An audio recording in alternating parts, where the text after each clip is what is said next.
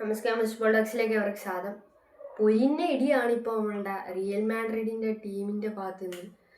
വാൽവേർഡേയും ടുച്ചമെൻഡിയും തമ്മിൽ ഒരു ബോക്സിംഗ് ആയിരുന്നു നമ്മൾ കണ്ടത്.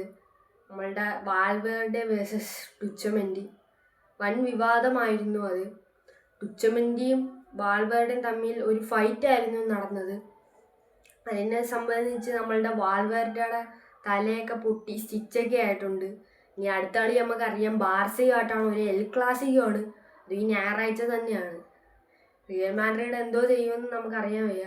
കാരണം പ്രധാനപ്പെട്ട ഒരു പ്ലെയറാണ് പോയിരിക്കുന്നത്, വാൽവേർഡെ.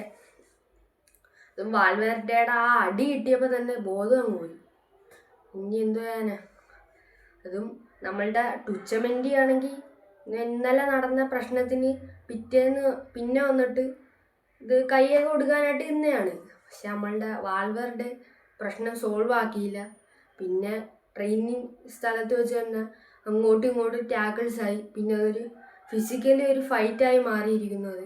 പിന്നെ ഡ്രസ്സിങ് റൂമിലൊക്കെ വെച്ച് പിന്നെ ഫൈറ്റായി. അങ്ങനെ വാൽവേർഡയുടെ ബോധം അങ്ങ് പോയി. ബോധം പോയതോടുകൂടി തീർന്നു. പിന്നെ ഇത് സ്റ്റിച്ചൊക്കെ ഇട്ട് വീൽ ചെയറിലാണ് കൊണ്ടുപോയത്.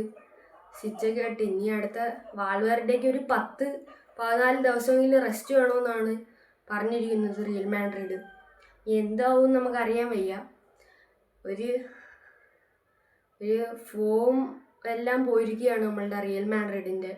അടുത്ത ബാർസയായിട്ടുള്ള എൽ ക്ലാസിക്കോ, അതും കൂടെ ബാർസ എടുത്തു കഴിഞ്ഞാൽ ലാലീഗ അങ്ങ് തൂക്കി. പിന്നെ പറഞ്ഞിട്ട് കാര്യമില്ല. എന്നാലും ഇതിനെക്കുറിച്ച് വൻ വിവാദമാണ് ഇപ്പോൾ നടന്നുകൊണ്ടിരിക്കുന്നത്. കാര്യം നിങ്ങളുടെ അഭിപ്രായങ്ങൾ കമൻറ്റ് ബോക്സിൽ രേഖപ്പെടുത്തുക. അപ്പോൾ അടുത്ത വീഡിയോ നമുക്ക് വീണ്ടും കാണാം. നന്ദി, നമസ്കാരം.